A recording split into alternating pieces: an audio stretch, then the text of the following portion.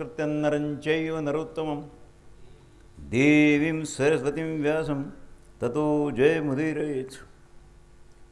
वैशंपायन उवाच.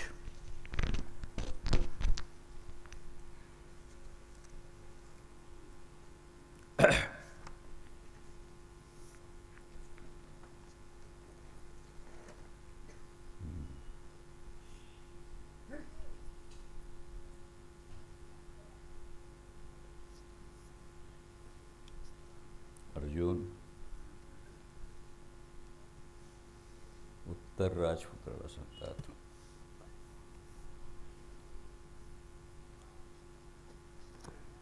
राजकुमार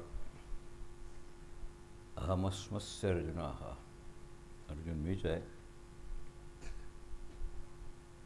कंक युधिष्ठिर आहेत, मल्ल भीमसेन आहेत, ग्रंथिक नकुल आहेत आणि तंतेपाल सहदेव आहेत, सैरंध्रीच द्रौपदी आहे. तुम्हाला सकाळी सांगितलं होतं,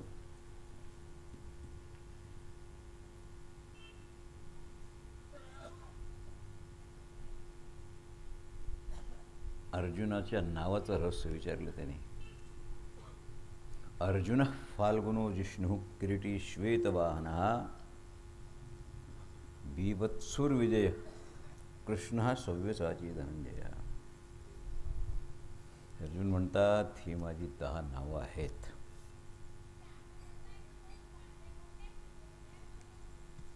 विजय तुमचं नाव का पडलं? श्वेतवाहन का म्हणतात?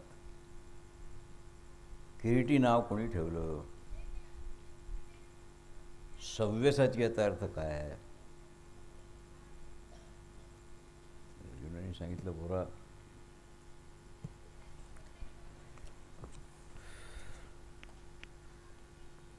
सर्वात जनपदा जित्वा वित्तमादाय केवलम मध्ये धनस्य तिष्ठति तेन होमेन धनंजय.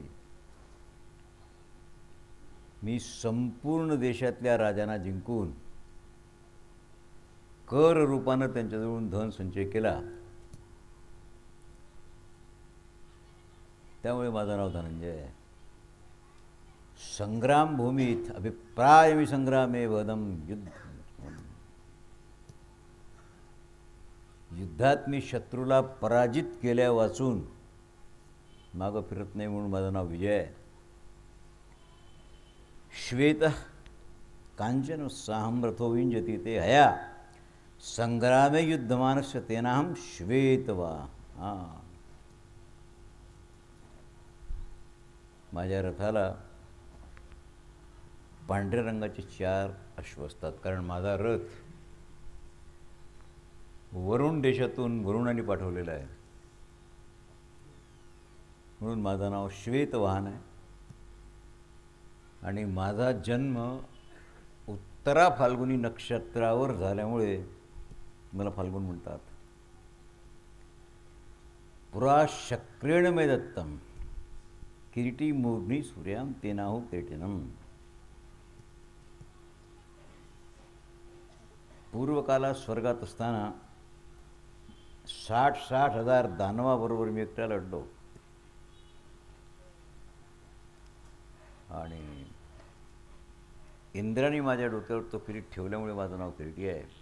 न कुर्यात कर्म बीभत्सम विद्यमानाय कथंचन ते वंशेन बीभत्सु. बीभत्सु याचा अर्थ आहे बीभत्स कर्म, म्हणजे घृणित कर्म. युद्ध करत असताना घृणित कार्य मी कधीच करत नाही, शरणागताचा त्याग करत नाही. मला मारू नका म्हटल्यावर त्याला जीवदान देतो. स्त्रीवर लेकरावर कधी शस्त्र उचलत नाही. याप्रमाणे हे घृणित कर्मी करत नाही, म्हणून माझं नाव विभत्सु आहे. उभौ मे दक्षिणौ पाणौ गांडीवस्य विकर्षणे. सव्यसाची मला म्हणतात, याचं कारण असं आहे, मी दोन्ही हातानं युद्ध करू शकतो. उजव्या हातानं बाण चालवतो, त्याच तयारीनं डाव्या हाताने बाण चालवतो. आणि देवता आणि माणसात सव्यसाची म्हणून माझ्या नावाची प्रसिद्धी आहे. पृथ्व्यां च तृत्न्यां मरणो मे दुर्लभ समाः करोमि कर्म शुक्लम च तस्मात् अर्जुनम विदुः. आता या अर्जुन नावात थोडासा घोटाळा आहे. अहम दुरापो दुर्घर्षो. शुक्ल आणि तस्मात् अर्जुन विजू म्हणजे अर्जुन शब्दाचे 3 अर्थ आहेत. वर्ण किंवा दिती, रुजुता किंवा समता, धवल किंवा शुद्धता. 2-2 झाली की नाही? बरोबर लिहा. 3 अर्थ आहेत अर्जुना शब्दाचे.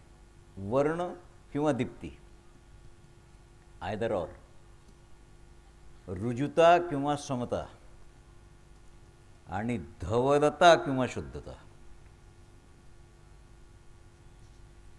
चारीकडे समुद्रपर्यंत पृथ्वीवर माझी दीप्ती आहे, दुर्लभ आहे.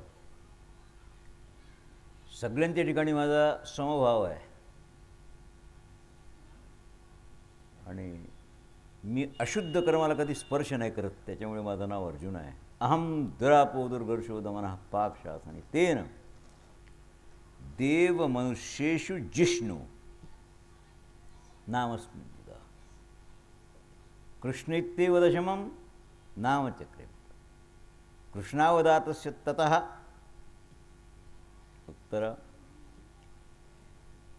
मला पकडणं आणि तिरस्कृत करणं कुणालाच शक्य नाही. मी इंद्राचा पुत्र आहे आणि विजयी वीर आहे. याकरता माझं नाव जिष्णू आहे. कोणी मला पकडून माझी फजिती करू शकणार नाही. आणि कृष्ण शब्दाचा अर्थ आहे श्याम वर्ण. भगवंताचा जसा श्याम वर्ण आहे तसा माझा आहे. आणि बाल्यावस्थेत चित्ताकर्षक फार होतो मी. त्यामुळे तारुण्यातही चित्ताकर्षक होतोच. आता माझं वय 84 वर्षाचं आहे तरीही मी चित्ताकर्षक आहे. माझ्या पित्याला मी फार प्रिय होतो लहान असताना, म्हणून त्यांनी माझं 10वं नाव कृष्णाचं ठेवलं आहे. वैशंपायनोवाच. हे ऐकल्यानंतर विराट पुत्र उत्तरांनी डोकं ठेवलं पायावर. सांगितलं, महाराज मला शिष्य म्हणून ग्रहण करा, तुम्ही माझे गुरु आहात. माझं नाव भूमिंजय आहे. दुसरं नाव उत्तर आहे. दिष्ट्वा ताम पार्थ पश्वामी स्वागतम ते धनंजय. माझं सौभाग्य आहे, कोणत्या का निमित्तानं होईना आज तुमची माझी गाठ पडली आणि दर्शन झालं तुमचं. महाबाहो, किंचित रक्तवर्ण नेत्र आहेत तुमचे आणि यश ज्ञानाने उत्तम धनुष्यित तन्मनः. अज्ञानवश माझ्याकडून काही पर्यास, काही गौण शब्द तुमच्याकरता वापरले गेले असतील जे अनुचित आहेत. मी तुम्हाला वारंवार त्याची क्षमा मागतो. पूर्वकाळात तुम्ही जे अद्भुत आणि दुष्कर्म कर्म केली आहेत ना, त्याच्यामुळे तुमचं सारथ्य करण्यात मला घबराट नाही होणार. महाराज, युद्धाची तयारी काय करू मी? मी तुमचा दास आहे असं समजा. तुमची कृपादृष्टी माझ्याकडे असावी.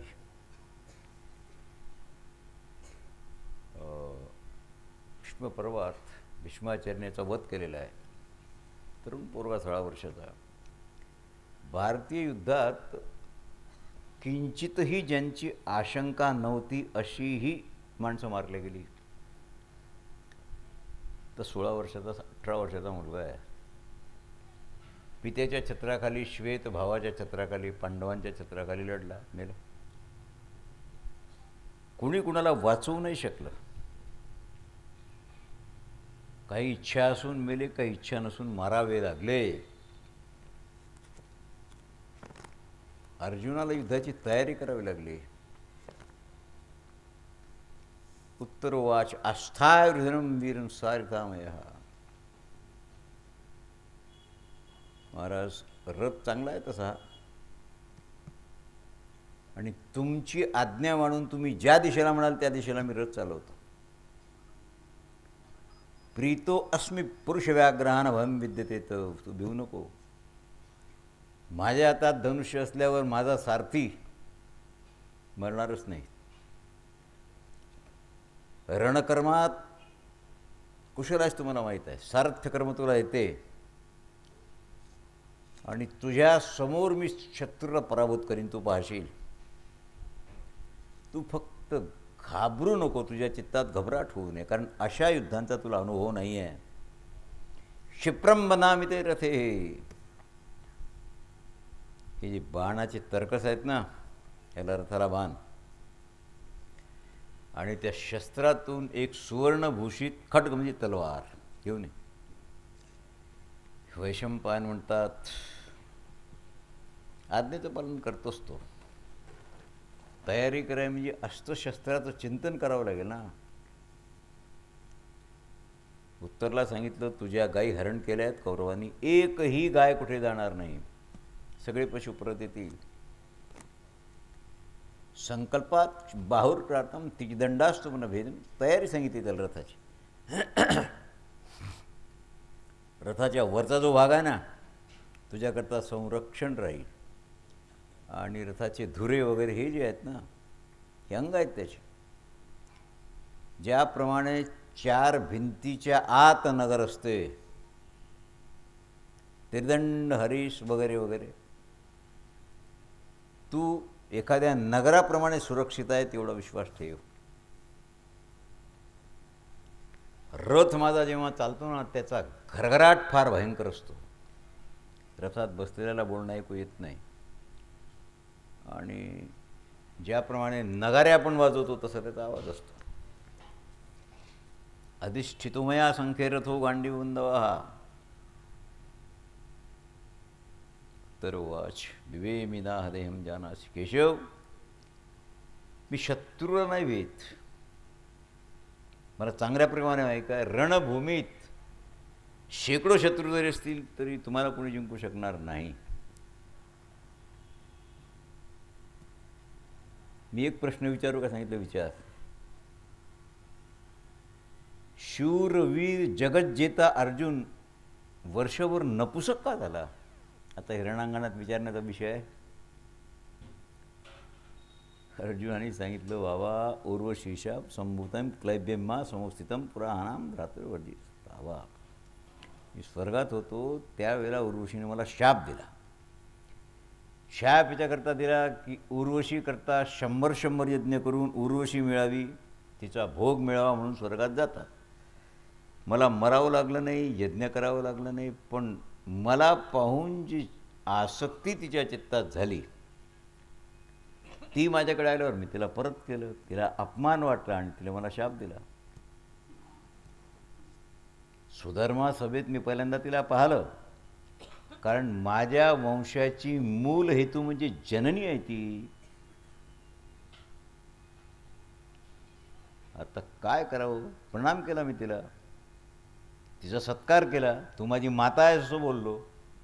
तिने सांगितलं, कामभावानं आलेल्या स्त्रीला माता म्हणणं मूर्खपणा आहे, तुला शाप आहे वगैरे. इंद्राने सांगितलं की तुझ्या फायद्याचं आहे, कारण तुला वर्षभर अज्ञातवासात राहायचं आहे. बोरा परमो अनुग्रह हो. माझं नपुसकत्व संपलं आज. आत्ता मी पुरुष आहे, अर्जुन रथावर बसलो.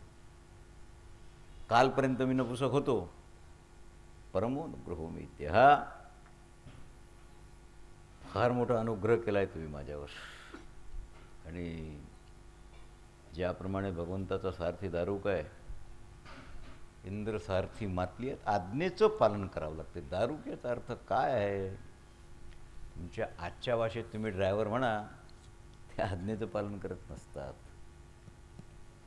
यो अयम दूरम दूरिवरौ. दारुकाला काय पगार देतात कृष्ण? इंद्र मातलीला किती धन देतात? अर्जुनाने भगवंताला किती धन दिलं? पगारी सारथी वेगळा आणि ज्याचं जीवनभर संरक्षण करून पोषण करावं लागते तो सारथी वेगळा असतो. हे बघा, माझे शिष्य आहेत, मी त्यांना धन देतो काय? नाही. पोषण करतो का? नाही.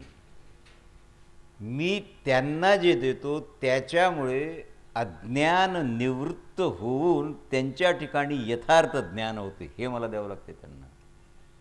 धन देऊन पोषण करणं फार वेगळं आहे. संरक्षण कशाचं करता? माणसाचं. माणूस म्हणून जन्माला आलेला आहे. ये नरदेही सोने की बार बार नहीं होने की. अज्ञानामुळे हे जीव तिर्यक योनीला म्हणजे पशुपक्ष्याच्या योनीला जाऊ नये याच्याकरता त्याचं रक्षण करावं लागतं. अज्ञान निवृत्ती ही सगळ्यात मोठं देणं आहे. बाकीचं काय तुमच्याजवळ राहील, काय नाही राहणार. अर्जुन म्हणतात, पोरा भगवंताच्या रथाचं काय सांगू मी तुला. 4 अश्व आहेत. एका घोड्याचं नाव आहे सुग्रीव. ओयम धुरम धुरीवर वामाम महती शोभना. कुठे चढत नाही तो, अतिसुंदर आहे दिसायला, आणि तो डाव्या बाजूला मागच्या बाजूला झुकला जातो. मेघ पुष्प नामक दुसरा आहे. ओयम कांचनम संहितम वार्ष्णी. यालाही मागच्या बाजूला उजव्या बाजूला झुलावं लागतं. शैब्य अश्व जो आहे ना, फार बलवान आहे तो. यो अयम वहति पाशणे दक्षिणा. दक्षिण भागाला त्याला जमतात. बलाहक. 4ही अश्वसारखे आहेत. आणि कारण यांना वहन कोणाचं करावं लागते? श्रीकृष्णाचं. महाभारतात कथा नाही आहे, पण टीकेत आहे. कृष्णार्जुन युद्धाच्या वेळेला अर्जुनाने 2 कोस कर्णाचा रथ मागं सारला आणि कर्णाने अर्जुनाचा रथ फक्त 4 बोटं मागं सारला. देवाने त्याला शाबासकी दिली. अर्जुनाने सांगितलं, विचित्र देव आहे. अरे मी 2 कोस मागं सारला रथ, त्याचा माझी पाठ नाही तो पटली, तू 4 बोटं माझा रथ मागं. देवाने सांगितलं, तुझ्या रथावर कोण बसलेला आहे कळलं आहे का तुला? माणसाचं वजन करावं. कर्णाचं वजन काय? माणसासारख्या माणसाचं वजन. सारथी संपलं. हा बाबा बसला आहे तुझ्या ध्वजेवर, वजन किती आहे हनुमंताचं? आणि मी बसलो आहे रथावर सारथ्य करायला. आम्ही दोघं असल्यावर 4 बोटं रथ कर्णाने तुझा मागं सारला म्हणजे फार फार मोठं कार्य केलं म्हणून मी शाबासकी दिली आहे त्याला. कृष्णान भक्तिमतां केशान श्वेतेंद्र वारसा अथाहु प्रामुख्यम भूत्वा. कुरळे केस होते अर्जुनाचे. किरीट नव्हता ना इथे, कारण अज्ञातवासात आहेत. किरीट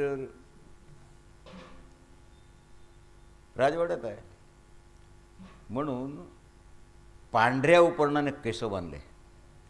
एकाग्र चित्तानं 2 मिनिटं नेत्र बंद करून संपूर्ण अस्त्राचं ध्यान केलं. उचुष्वपार्थ सर्वाणी प्रज्वलानी निर्पाजम. आणि त्यानंतर पंचशुद्धी करून जलानं ज्यावेळेला ती अस्त्र देवता प्रगट झाली तेव्हा अर्जुनाने हात जोडले. स्मे मे परमोदर हा किंकरा पांडवंदरा. हे अस्त्रांनो, तुम्ही उदार आहात. या युद्धात तुम्हाला योग्य ते कार्य तुम्हाला करायचं आहे. अस्त्राला स्पर्श केला आणि नंतर त्या अस्त्राने अर्जुनाच्या मनात निवास केला. अस्त्र बाहेर आहेत, ती मनात आणावी लागते ध्यानद्वारा, एकाग्रतेद्वारा. आणि मग तुम्ही त्याचं चिंतन केलं की ते तात्काळ कार्यरत होतात. गांडीव धनुष्यावर प्रत्यंच्या लावली, दोरी प्रत्यंच्यामध्ये दोरी, आणि ती अशी ओढल्यावर जो टंकार झाला त्या आवाजानं कौरवाकडचे पशु, अश्व, हत्ती आदी यांना लघुशंका आणि दीर्घशंका झाली. भयानक आवाज. रथावर बसल्यानंतर तर वाश त्यांनी सांगितलं, महाराज मी कानात बोटं घातले, हा तुमच्या धनुष्याचा आवाज आहे आणि हे तर तुम्हाला वेळोवेळी हजारदा ओढावं लागेल, किती भयंकर ध्वनी होईल याचा.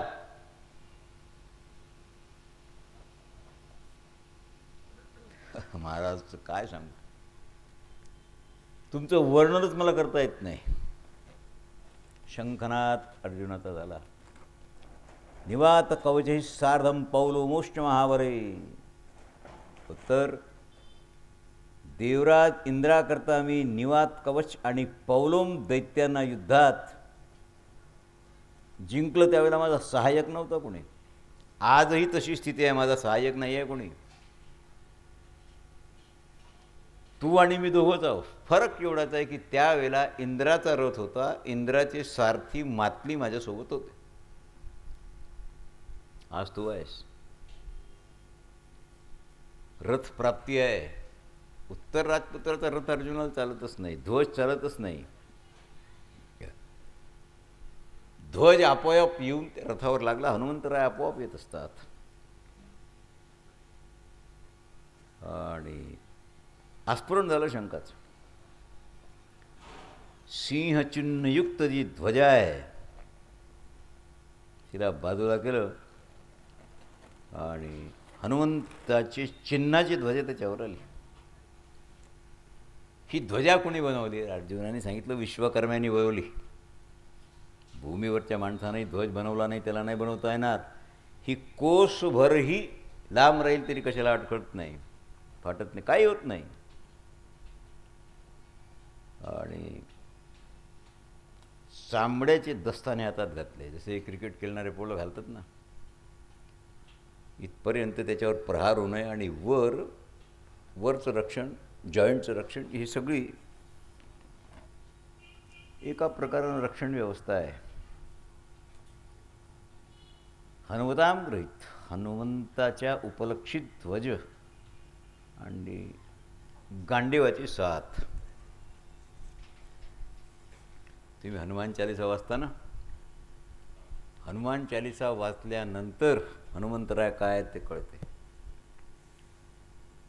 तुकोबरायांनी फक्त तुका म्हणे रुद्रांजनीची या कुमारा सांगून आवरून घेतली. शशांक रूपम विवस्यहु तस्य शब्देन धनुषो विचले. शंकाचा ध्वनी, धनुष्याची टंकार, घबराट निर्माण झाली सगळी. आणि घोड्यांना उभं केलं. पहा, उत्तर राजपुत्राला हृदयाशी लावलं, सांगितलं पोरा घाबरू नको, आता आपल्या खऱ्या युद्धाला सुरुवात होईल. तू अनेक वेळा क्षत्रिय शंखध्वनी ऐकला असेल, रणभेरी ऐकले असतील, नगाऱ्याचा आवाज ऐकला असेल, मोठमोठे गजराज चिंगाडतात ते ऐकलं असेल. कधी भयभीत झाला होतास? सांगितलं नाही. मग आज माझ्या शंखाचा आवाज ऐकून भीती का वाटली तुला? घाबरला का? अरे तू रथावर चांगल्या प्रकारानं बैस, तुझी मांड हलू देऊ नको. आपण शकटात, गाड्यात, दमनीत बसतो की नाही, धुरकरीची जागा जी पुढे असते ती एवढीशी असते. तो कसाही रस्ता असो त्याने हलू नये. आणि मुख्य म्हणजे घोड्यावर स्वारी करताना तुम्ही ज्यावेळेला जिनावर बसताना, आता तिथं घोडा आहे, त्याची धाव, वेग सगळंच वेगळं आहे, पण तुमची मांड नाही हलली पाहिजे. फार शहाणा प्राणी आहे घोडा. तुमची मांड हलली की तुम्हाला फेकून देतो. हा नालायक आहे असं समजतो तो. मग कानात बोटं घालून घे, मी पुन्हा शंख वाजवतो. शस्त्राणी प्रकाशन्ते प्रजंती वाजिनः. भयानक आवाज. आणि त्या ध्वनीमुळे द्रोणाचार्य सावध झाले. मुनिशोम ही सव्यसाचेल. द्रोणाचार्य म्हणतात, हा शंखाचा ध्वनी, ही रथाची घरघराहट आणि धनुष्याची टंकार जगात फक्त अर्जुनाचीच असू शकते, दुसऱ्याची नाही. म्हणून समोर दिसतो तो अर्जुन आहे. दुर्योधनाला सांगितलं, पोरा, शस्त्रातली चमक गेली, घोड्यांतला उत्साह गेला, अग्निहोत्राचा अग्निमंद पडला आणि तुमच्या चेहऱ्यावर काळीमा आला. आणि ही जी पक्षी आहेत ना, ही वाम भागाला उडून राहिले आहेत. कोल्हे उजव्या बाजूला जात आहेत. ही विनाशसूचक चिन्ह आहेत. अजून तर कशात काही नाही आहे. परत चालायचं काय? दुर्योधनाने सांगितलं, नाही नाही, उक्तो यर्थ आचार्य मग कर्णेनचे असतं का? मला कर्णाचा आश्रय आहे ना, परत जायचं कारणच नाही. जुगार खेळताना आमची शर्त होती, तुम्ही ओळखले गेले पुन्हा 12 वर्ष जावं लागेल. आणि अज्ञातवासो विरक्षण समागतः, 13वं वर्ष पूर्ण झालं नाही म्हणून पांडवांना निरोप पाठवावा लागेल की तुम्ही पुन्हा वनवासात जा. राज्याचा लोभ आहे, प्रतिज्ञेचं स्मरण नाही आणि प्रमाद आहे. द्रोणाचार्याने सांगितलं, भीष्माचार्याला विचार, ते गणितज्ञ आहेत.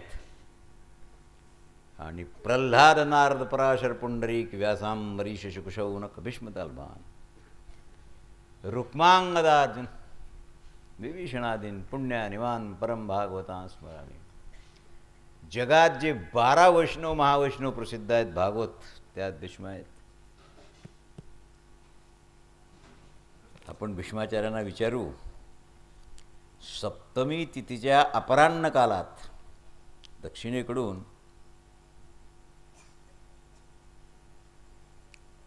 आक्रमण करून गोधन ताब्यात घेतलं होतं त्यांनी. अष्टमीला तुम्ही आक्रमण कराल वगैरे. कर्ण म्हणतो, इंद्र जरी आला तरी आपण हरण केलेलं गोधन कोणी परत घेऊ शकणार नाही. विचलित आहे सैन्य. गरमीची ऋतू आहे आणि सैन्याला सांभाळायचं आहे. आचार्य सदाच रक्षण करतात दुर्योधनाचं. कशी अवस्था आहे ही? आत्मस्तुती करण्याची आहे. कर्णाचं म्हणणं असं आहे की द्रोणाचार्यांचा लाडका शिष्य अर्जुन आहे म्हणून ते वेळोवेळी त्याची स्तुती करतात. आवडणाऱ्या व्यक्तीची स्तुती माणूस करत असतो, हा नियम आहे. मम चा प्रयुक्तम शरणाम नवः. रुक्मपुंकखाम सुतीक्ष्णः मुक्ता हनस्तमया. माझे बाण पाहून घे. अर्जुन माझ्याकरता ब्राह्मणाप्रमाणे एक सुपात्र व्यक्ती आहे आणि मी त्याला बाणाचं दान करणार आहे. जे बाण त्याच्या शरीरात घुसतील हेच दान आहे. मला सांग, अर्जुनापेक्षा मी डावा कधी आहे? दुर्योधनाचं ऋण आहे माझ्यावर. अर्जुनाला मारून मला ते ऋण चुकवायचं आहे. आजचा चांगला अवसर आहे. परशुरामाजवळ मी सगळं शिकलो आणि अर्जुनाच्या ध्वजेवर जे हनुमान आहेत ना,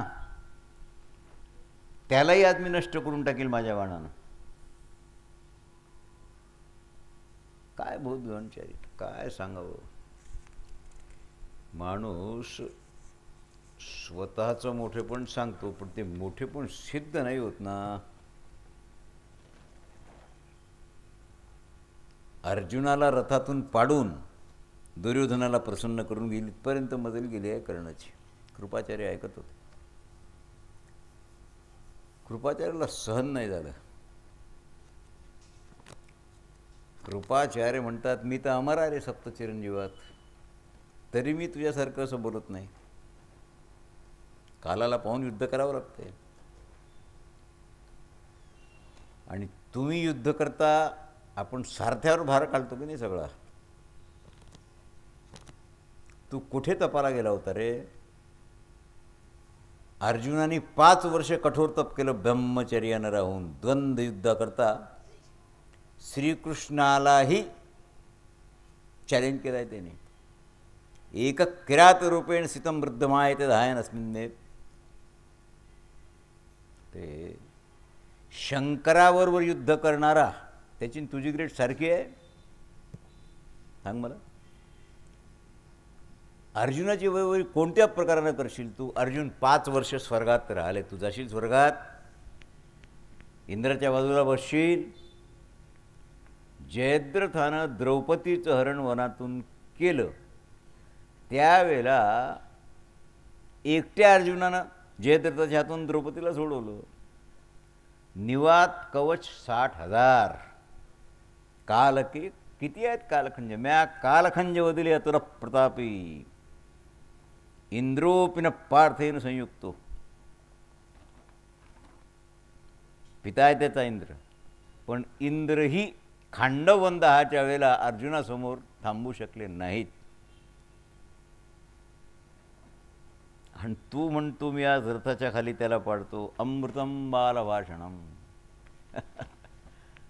लेकरं काही बोलतात, काय काय तुला सांगावं. प्रतिज्ञेप्रमाणे पांडवांनी 13 वर्ष पूर्ण केलेली आहेत, आणि आता ते सिंह आहेत. नाईलाज आहे. तुमच्या कपटामुळे त्यांना अज्ञातवास भोगावला. अक्षत्थामवाच. अश्वत्थामा म्हणतो, कर्णा नचांत्वैता गावून समोंतर्गतः. अजून तर आपण गायी जिंकलेही नाहीत, मत्स्यदेशाच्या सीमेच्या बाहेरही गेलो नाही. हस्तिनापूर तर खूप लांब आहे, आणि तू व्यर्थ बडबड का करतो बेडकासारखी? समाकृशम बहुजा हा जित्वा रामतिक्रम धनम. युद्ध जिंकल्यानंतर बोलणं ठीक आहे. अग्नी ज्या वेळेला जाळून भस्म करते ना, त्यावेळेला स्तुती करून नाही, काही बोलून भस्म करत नाही. तुझ्या पराक्रमाची प्रशंसा इतरांनी करावी. अर्जुनाची प्रशंसा आम्ही करतो, तुझी प्रशंसा तू कसा काय करतोस? क्षत्रियाने धनुष्याचा आश्रय घ्यावा, आणि तू तर सूतपुत्र आहेस ना. क्षत्रियाचे गुण तुझ्यात येतील कुठून? वेताप्रमाणे नम्र भाव माणसाने प्राप्य धूतेन के रामजयम क्षत्रियोतमर्हती. जुगारात राज्य प्राप्त करून कोणता क्षत्रिय संतुष्ट होऊ शकतो? आता धृतराष्ट्रपुत्र दुर्योधनाला याच्यातच संतोष आहे, कारण क्रूरम नृशंसम. अश्वत्थामा बोलतो, दुर्योधन क्रूर आणि निर्दयी आहे. अशी माणसं असंच वागतात. तू युद्ध करतं खरं अर्जुनाबरोबर. सूतपुत्रा मुलयाम महान कृतम. धनाची इच्छा ज्याला आहे त्या माणसानं चंदनाचं लाकूड कापू नये रे. चंदनाचं लाकूड गंध उवाळण्याकरता आहे, कोळशे करण्याकरता नाही आहे.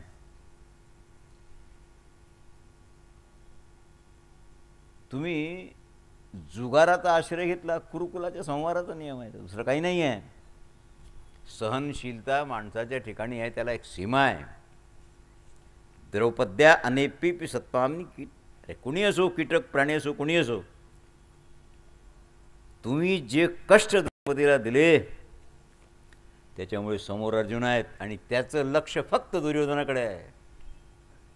तुम्ही सावधान व्हा. तर या ठिकाणी वसुदेव नंदन श्रीकृष्ण नाही आहेत, तरीही धनंजय, अर्जुनाची क्षमता एवढी आहे, आपल्या सगळ्याबरोबर युद्ध करील तो आणि जिंकेल.